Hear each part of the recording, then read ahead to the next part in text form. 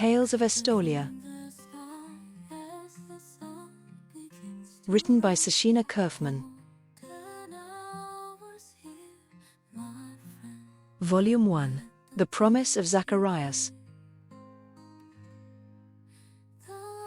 Part 6. Prophecy.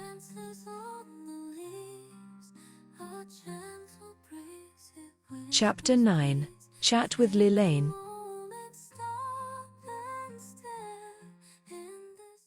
Estolians are a simple people, their religion not at all complex, but the blessings are uniformly great for those who heed the message deity speaks to their hearts. Fourth postulate of inner peace. Kaidaro. Over the course of the week, Kenzie spent time with many of the individuals in the palace. She knew she would marry Nico, yet there was something that held her back from agreeing outright. They were relaxing in one of the elaborate sitting rooms. The queen, Callista, played softly on the piano, while conversation drifted from subject to subject. Nico sat next to Kenzie. The day after tomorrow, I turn 30.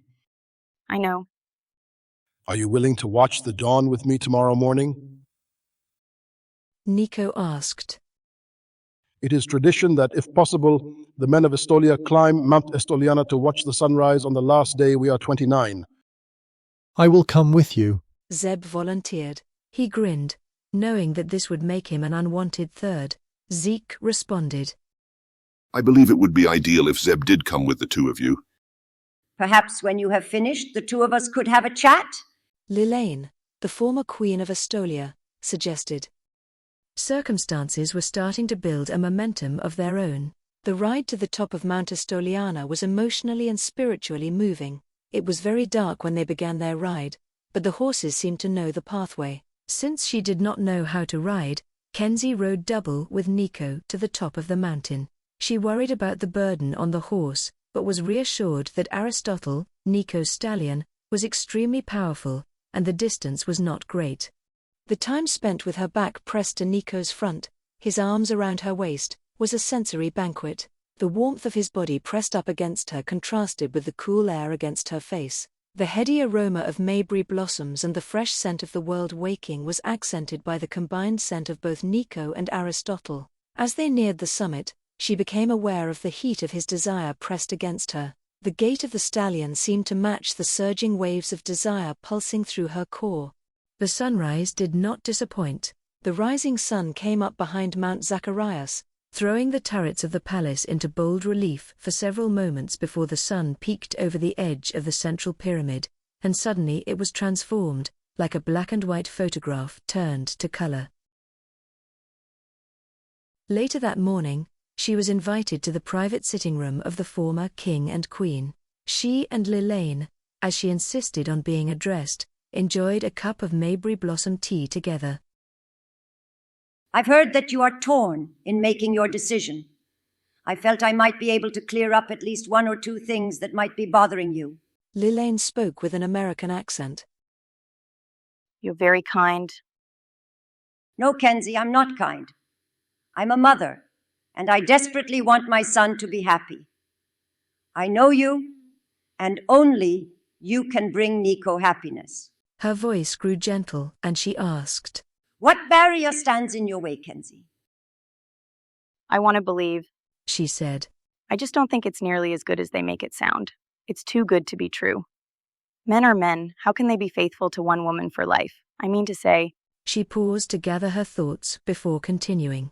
I know some men can be faithful to a single woman for life, but every member of the faith? That just sounds like a fantasy to me. Lilaine smiled in comprehension. I've lived here in Estolia for 33 years. I've never seen any man stray who has given his soul into the keeping of his wife.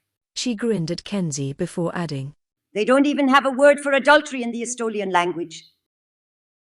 Don't you feel like women are sort of superfluous in the Estolian faith? Almost as if there was no reason for them to be a part of it? No, it is not like that at all. Think how it was more than 2,700 years ago. Life could be brutally short for a woman. Here comes this faith that gives women unheard of reassurances. It's common for a man to see his oldest grandson wed. The way things are done here, That means the man has lived to be 93 or close to it. Women in this faith get longevity, a spouse who cannot cheat, and they share something immeasurable. You cannot know how it feels to take your husband's soul into your keeping. The connection is intimate, exquisite, extraordinary. There is no way I could explain it, though many women have tried. She paused to sip her tea before expanding. The men of Estolia have their capitulos, the novella that tells everything about the life of each king. They spend a year of education, sometime between the age of 18 and 30, learning about the lives of each former king. Women may read the capitulos if they wish. They're frankly erotic.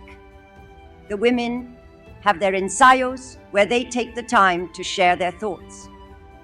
It seems to me that most of the time the selection of a man's bride must be easy.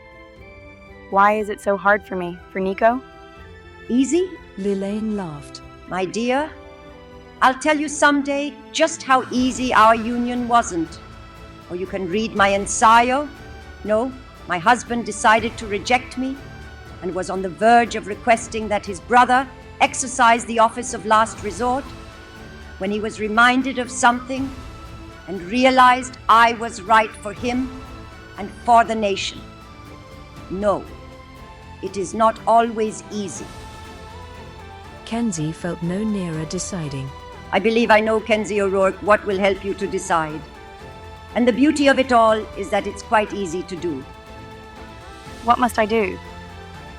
Tonight, at the small party we are having, dance with my son. Give him all your attention. Let him convince you that you are the very center of his universe. I think you've spoken with everyone, but the one person most qualified to help you really make this decision. You need to speak with him. I think you'll feel like you've discovered a clarity of thought that has been missing up until now.